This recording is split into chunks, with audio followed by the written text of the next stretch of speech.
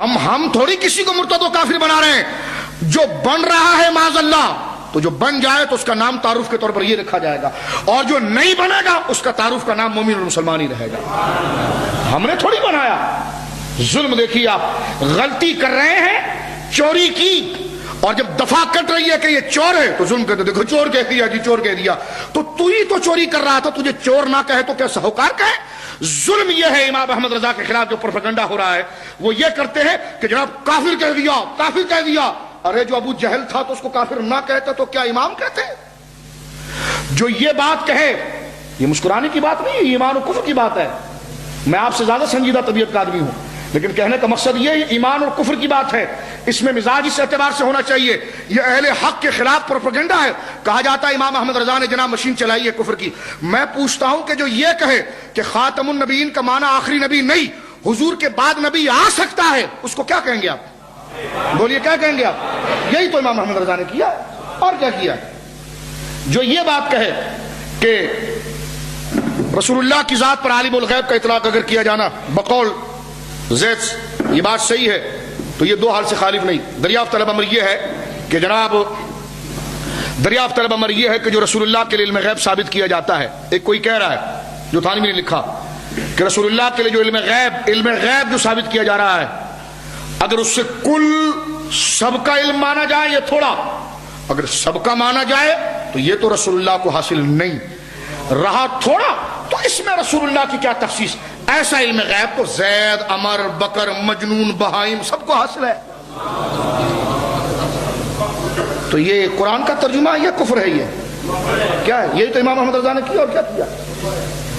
یہی تو امام احمد رضا نے کیا کہ رسول اللہ کے علم کے بارے میں کہ جیسا علم حضور کا ہے ایسا علم تو معاذ اللہ زید، عمر، بکر، مجنون، بہائم، پاگل، دیوانے، ایرے غیرے، زید، عمر، بکر، ایکس وائی زیڈ جس کو آپ کہتے ہیں، جس کو آپ اردو میں کہتے ہیں ایکس وائی زیڈ، جس کو ایرے غیرے نہ تو خیرے جو کہا جاتا ہے محاورے میں، اس طرح عربی میں کہا جاتا ہے زید، عمر، بکر کا جیسا علم حضور کا ہے تو اس میں حضور کی کیا تخصیص؟ معاذ اللہ ایسا علم غیب تو زید، عمر، بکر، جانوروں اور باہم، پاگلوں سب کو حاصل ہے، تو چاہیے کہ سب کو عالم الغیب کہا جائے۔ میں کہتا ہوں اس میں کفر نہیں ہے۔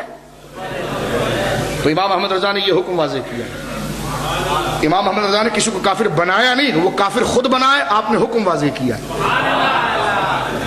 سمجھ رہے میری بات آپ؟ یہ پوری دیوبندیت، اب ان کے بڑے بڑے چیمپئن سن رہے ہوں گے، اور یہ بات سن لیجئے کہ اس وقت میں جو بات کر رہا ہوں میری نظر میں الیاس گنبد کے سارے دلائل ہیں، حسام الحرمین کے خلاف جو یہ لکھتے ہیں وہ ساری عبارتیں ہم نے پڑھی ہیں، اور خالد مانچسٹروی نے مطالعہ بریلیت کے اندر جو حسام الحرمین کے خلاف لکھنے کی کوشش کی، تو ہمارا مشورہ ہے دیوبندیوں کو کہ جتنا زور آپ تھانوی کو مسلمان بنانے کے لیے بنا رہے ہیں اتنا زور نہیں، اس میں سے آدھا حصہ خود کو بچانے کے لیے بنائیں آپ، اس لیے کہ جو بات اس نے لکھ دی ہے وہ تو اسلام نہیں ہو سکتی، لیکن اس کے دفاع میں تم کافر ہو جاؤ گے۔ کہ ایک بندہ حضور کے بعد نبی کو جائز مان رہا ہے، حضور کے علم کو جانوروں سے تشبیہ دے رہا ہے، اور دوسری عبارت آپ دیکھیے، تیسری عبارت کہ اس کا خلاصہ یہ ہے، عبارت کا یہی نکلتا ہے کہ شیطان اور ملک الموت کے لیے قرآن میں کئی آیتیں ان کے علم پر موجود ہے، رسول اللہ کے علم کے لیے کوئی نص نہیں ہے۔ تو یہ کفر نہیں تو اور کیا کہ شیطان کے علم کے لیے نص ہے؟ اور آگے چل کے پھر یہ کہنا کہ ایک صالح شخص نے، یہ صالح نہیں ہے لیکن صالح کا ترجمہ صالح کرنا بھی ٹھیک ہو سکتا ہے یہاں پر، کہ ایک صالح شخص نے خواب میں دیکھا کہ رسول اللہ دیوبند تشریف لائے ہیں اور اردو میں بات کر رہے ہیں، تو اس نے پوچھا کہ آپ کو یہ زبان، آپ تو عربی ہیں یا رسول اللہ، یا رسول اللہ بھی نہیں کہا، آپ تو عربی ہیں، آپ کو یہ زبان کہاں سے آ گئی؟ آ گئی آ گئی یعنی پہلے نہیں آتی تھی، اب کہاں سے آ گئی؟ تو کہا کہ نبی پاک نے کہا کہ جب سے ہمارا تعلق مدرسہ علماء دیوبند سے ہوا ہمیں اردو آ گئی۔ اگر یہ ہے تو پھر وہ گورے نے جو گورے نے جناب نقشے بنائے ہیں سارے اور کارٹونز بنائے ہیں، پھر اس میں اور اس میں کیا فرق ہے؟ وہ ولایتی کافر ہے، یہ دیسی کافر ہے، فرق کیا ہے؟ دونوں جگہ ناموس رسالت کا دفاع کرنا۔ تو امام احمد رضا نے، توجہ سے سنیے، امام احمد رضا نے کسی کافر نہیں بنایا، امام احمد رضا نے مل کر کہیے کسی کو کافر، جو کافر بن چکا تھا اس کے حکم کو واضح کیا ہے، جو آپ کی ذمہ داری تھی۔ چور پکڑا گیا تو پھر اس کی ایف آئی آر کاٹی گئی، چور پکڑا گیا، گواہوں کی موجودگی میں پتہ چل گیا کہ یہ چور تھا، اس کی FIR کٹ گئی، گواہوں کو سننے کے بعد اس کے ہاتھ کاٹنے کے لیے جب سب بات ثابت ہو گئی یہی چور تھا تو ہاتھ کاٹے جائیں گے، جج نے دستخط کر دیے تو جج نے ظلم نہیں کیا، ظلم اس نے اپنے آپ پر کیا، اس کی سزا کیا ہونی چاہیے، جج نے اس حکم کو واضح کیا تو کافر یہ خود بنے ہیں، امام احمد رضا نے حکم کو واضح کیا۔ سمجھ گیا آپ؟ اب میں نے اسی قرینے میں آگے آپ کو لے کر آتا ہوں۔ شاہ فضل خیر آبادی رحمۃ اللہ علیہ نے اسماعیل دہلوی کے بارے میں کیا کیا آپ سن چکے ہیں، ٹھیک ہے؟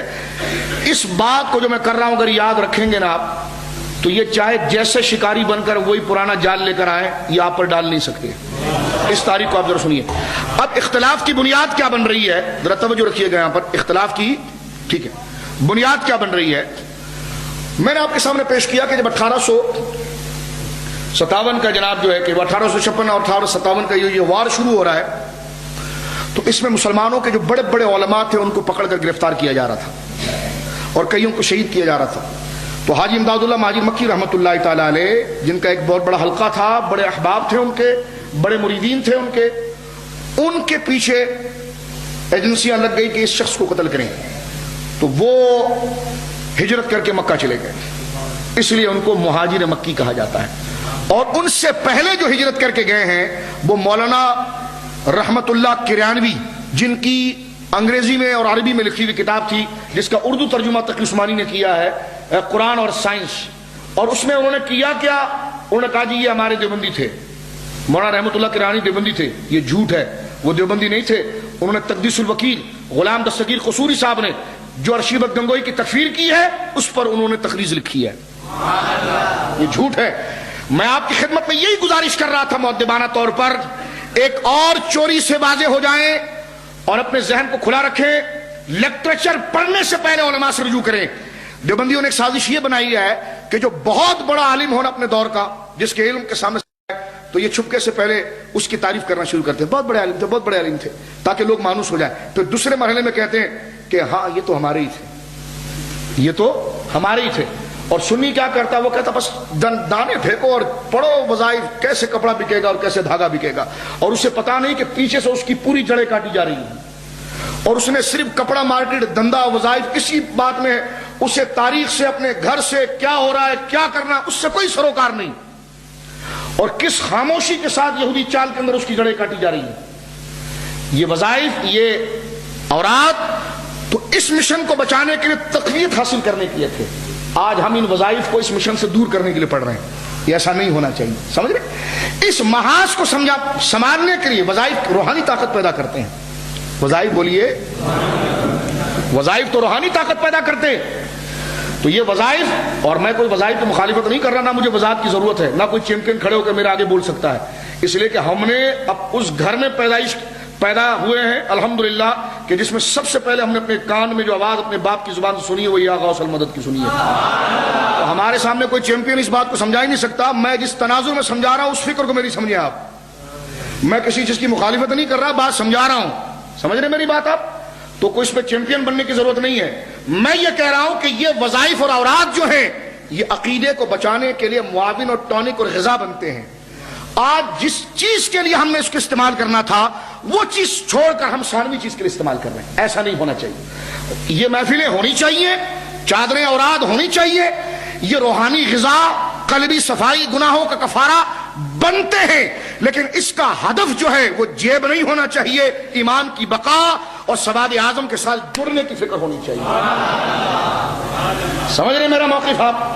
سمجھے آپ؟ اب آپ چلیے آگے حضرات گرامی، تو مولانا حاجی امداد اللہ مہاجر مکی رحمۃ اللہ علیہ، یہ بڑی قیمتی تاریخ میں آپ کے سامنے پیش کر رہا ہوں۔ یہ 1856 کے بعد جب لڑائی شروع ہوئی تو یہ کیوں گئے آپ سمجھ گئے، مکہ کیوں چلے گئے؟ یہ رہنے والے تھے سہارنپور کے، سہارنپور میں ایک جگہ ہے نانوتا جہاں کا قاسم نانوتوی تھا، اس لیے حاجی امداد اللہ مہاجر مکی رحمۃ اللہ علیہ کے آگے نانوتا لکھا جاتا ہے۔ تو دیکھو کہتے ہیں یہ بھی تو نانوتوی ہیں، تو میں نے کہا یہ بھی نانوتوی ہیں تو اسلام آباد میں اگر ہندو پیدا ہو جائے تو کیا اس کو مسلم کہا جائے گا؟ اور جناب ہندوؤں کے علاقے میں اگر کوئی مسلمان پیدا ہو جائے تو کیا اس کو کافر کہا جائے گا؟ ابے علاقے سے کیا ہوتا ہے، اس علاقے بات تو یہ ہے کہ اس علاقے میں دو شخصیات پیدا ہو رہی ہے، پیر ہے تو وہ ولی کامل ہے، خلیفہ ہے تو وہ پکا مرتد ہے، اس لیے کہ ہے دونوں نانوتا کے، ایک نانوتا میں پیدا ہو کر شیخ المشائخ ہو گیا اور ایک نانوتا میں پیدا ہو کر پرلے درجے کا مرتد ہو گیا۔ تو حاجی صاحب کے نام کے آگے کبھی کبھی نانوتوی بھی لکھا جاتا ہے، تو اس سے آپ وہم مت کیجیے گا۔ اسی طرح گنگوہ جو جگہ ہے، یہاں پر ہمارے شیخ بولیے عبد القدوس گنگوہی رحمۃ اللہ علیہ کا مزار ہے، سلسلہ چشتیہ کے اکابر صوفیہ میں سے ہے۔ تو گنگوہی دراصل یہ بدنام ایک طرف اتنا ہو گیا ہے، اس لیے لوگ جناب جو ہے کہ یہ سمجھتے ہیں۔ تو گنگوہ جو وہ علاقہ ہے، تو وہاں پر عبد القدوس گنگوہی رحمۃ اللہ علیہ ان کا مزار شریف موجود ہے، اور ان سے گنگو میں رہنے والے وہابیوں کو کتنی نفرت تھی، اس پر ایک واقعہ سناؤں؟ سنیے، یہ کہتا نہیں ہم نے تو شدت کبھی نہیں کی۔ میں نے کہا یہ الگ موضوع ہونا چاہیے کہ میں اوپر سے لے کر نیچے تک سب کے حوالے پڑھ کر سناؤں لفظ بلفظ کہ امام احمد رضا نے تو ایمان کے مسئلے پر بولا ہے، اور تم نے جو شدت کی ہے وہ تو عجیب و غریب شدت ہے۔ کیسی؟ سنیے، مولوی رشید احمد گنگوہی کا ایک مرید اپنے گھر سے گنگوہ جانا چاہتا تھا، لیکن اسے بس نہیں ملی۔ ایک بس گنگوہ جا رہی تھی جو عبد القدوس گنگوہی رحمۃ اللہ علیہ کے عرس میں جا رہی تھی۔ اب مرید ڈر گیا کہ عرس والی بس میں اگر میں بیٹھ گیا اور رشید احمد گنگوہی نے دیکھ لیا تو کام تو بڑا خراب ہوگا، اور یہ کہتے ہیں ہم تو سب صحیح ہیں۔